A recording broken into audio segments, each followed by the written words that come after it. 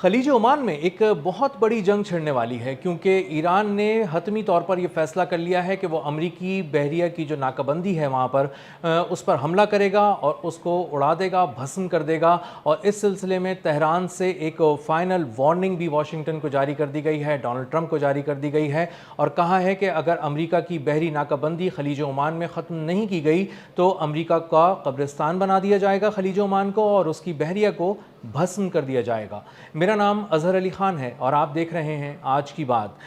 Iran के territorial waters में और ओमान के टेरिटोरियल वाटर्स में अमेरिका ने बहरी नाकाबंदी लगाई। तकरीबन एक माह से वो बहरी नाकाबंदी जारी है और अब ईरान जो है वो इसको अब एक्ट ऑफ वॉर कह रहा है, एक ऐलान जंग तस्वुर कर रहा है और बता रहा है कि अब ये मज़ीद बहरी नाकाबंदी बर्दाश्त नहीं की जाएगी और किसी भी वक्त खलीज ओमान में एक बहुत बड़ी जंग शुरू हो सकती है ईरान और अमेरिका के दरमियान। ईरान ने इस हवाले से एक मौसर हिकमत अमली, दिफाई हिकमत अमली और अटैक की हिकमत अमली दोनों जो है वो तैयार कर ली हैं, और अब खलीज ओमान में अमेरिका की बहरिया को किसी भी वक्त बहुत बड़े पैमाने पर निशाना बनाया जाएगा। बड़े पैमाने पर मैं इसलिए कह रहा हूँ कि वो वहाँ पे खलीज ओमान में तकरीबन अमेरिका के 15,000 एहलकार तैनात हैं, बहुत से वॉरशिप्स हैं, अमरीकी बहरी बेड़ा भी करीब ही मौजूद है जो उनकी सपोर्ट के लिए है। और इन सब चीज़ों को कैलकुलेट करने के बाद ईरान ने एक माह बाद तकरीबन एक फ़ाइनल वार्निंग दी है। इसका मतलब है कि ईरान ने अपना होमवर्क तैयार कर लिया है और वो एक बड़े हमले की तैयारी कर चुका है। कैसे करना है, उसकी हिकमत अमली क्या होगी, किन जावियों से अमरीकी फ़ौज पर वार किया जाएगा, इस हवाले से ईरान के पासदारान इनकलाब ने अपनी तैयारी मुकम्मल कर ली है। और ये एक बार फिर कोई जज्बाती फैसला नहीं होगा, क्योंकि अब तक इस पाबंदी को, इस नाकाबंदी को कबूल न करने की सूरत में भी ईरान ने अब तक कोई ऐसा जुमला एक भी नहीं कहा था कि जिससे लगे कि वो कोई वार्निंग दे रहा है। वो सिर्फ ये कह रहा था कि अमरीकी नाकाबंदी को ख़त्म होना चाहिए। लेकिन अब दो टोक अल्फाज में मोहसिन रज़ाई, जो ईरान के सुप्रीम लीडर आयतुल्लाह मुज्तबा ख़ामनाई के सीनियर मुशीर हैं, उन्होंने कहा है कि अगर हम एक माह से खामोश हैं और अमेरिका की बहरी नाकाबंदी के बारे में कुछ बात नहीं कर रहे तो इसका हरगिज़ मतलब ये नहीं है कि हमने इसे कबूल कर लिया है। हम इसे ऐलान जंग तस्वुर करते हैं, क्योंकि ये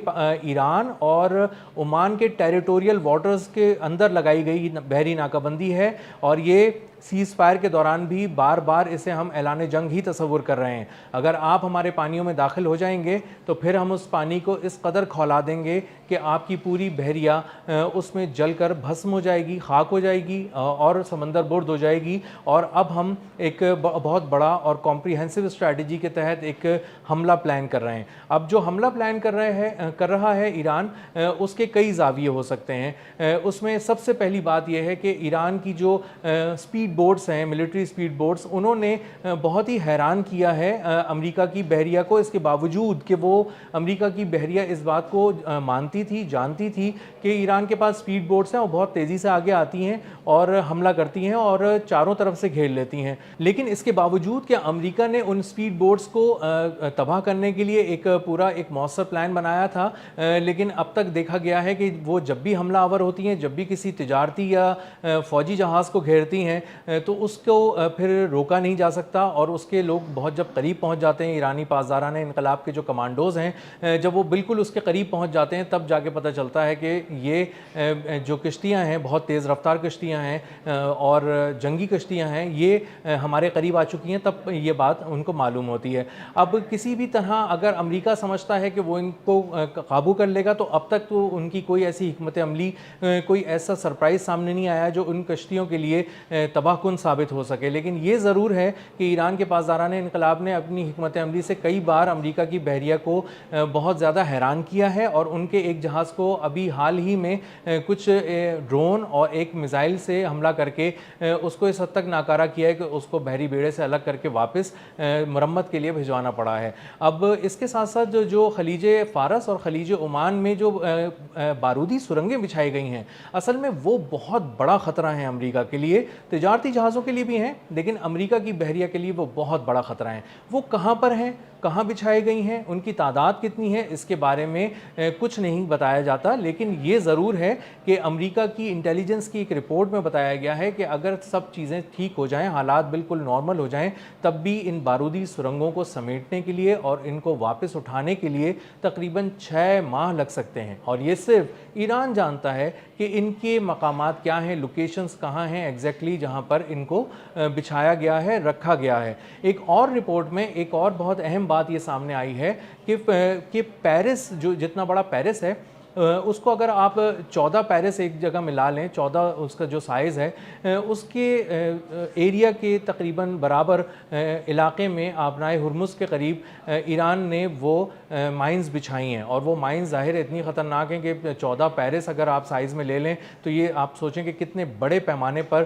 بارودی سرنگیں ایران نے بچھائی ہیں. کہاں کہاں بچھائی ہیں کسی کو نہیں معلوم, اور ان سے ٹکرانے کی صورت میں امریکہ کا بہت بڑا بحری نقصان ہو سکتا ہے. اور خاص طور پہ ان بارودی سرنگوں کی خاص بات یہ ہے کہ یہ صرف تیرتی نہیں رہتی, پڑی ہی نہیں رہتی, اور یہ خود سے چل کر بھی جاتی ہیں. یعنی کہ اگر ان کو بتایا جائے کہ ہدف کیا ہے تو یہ جی پی ایس سے کنیکٹڈ ہیں ان میں سے بہت ساری بارودی سرنگیں, اور وہ ایکٹیویٹ ہو جاتی ہیں, اور ان کی موٹر ایکٹیویٹ ہو کے, ایک طرح سے آپ آسان الفاظ میں سمجھیں کہ وہ جیسی ہدف کو دیکھتی ہے اس کی موٹر سٹارٹ ہو جاتی ہے, اور اس کے بعد وہ تیزی سے اس کی طرف بڑھتی ہے اور اپنے ہدف کو نشانہ بنا کر تباہ کر دیتی ہے. تو یہ ایک موونگ آبجیکٹ بھی ہے, نہ کہ صرف ایک تیرتا ہوا آبجیکٹ ہے, اور یہ اسی لیے جو امریکہ کی بحریہ کے لیے زیادہ خطرناک بھی ہے. اسی کے ساتھ ساتھ جو سمندر کی تہہ میں بچھائے ہوئے میزائل ہیں جو کہ بہت ہی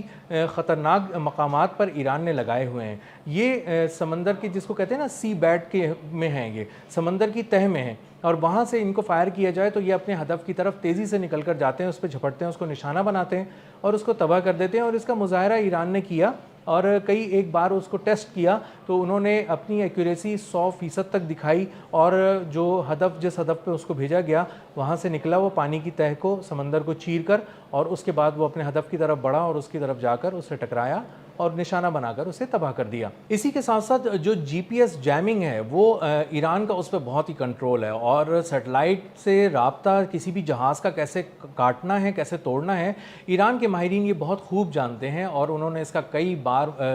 مظاہرہ بھی کیا ہے اور اس کو آزما بھی چکے ہیں اور کامیابی سے آزما چکے ہیں. اب تجارتی جہازوں کے جی پی ایس جب بالکل ہی ناکارہ ہو جاتے تھے, ان کا کنیکشن ٹوٹ جاتا تھا تو وہ اندھے ہو جاتے تھے, اور تجارتی جہاز ادھر ادھر موو کرنا شروع ہو جاتے تھے, تو ان کو اندازہ ہوتا تھا کہ ہم یہاں پر بھٹکتے رہیں گے پانیوں کے اندر, اور ہمیں اس وقت رک جانا چاہیے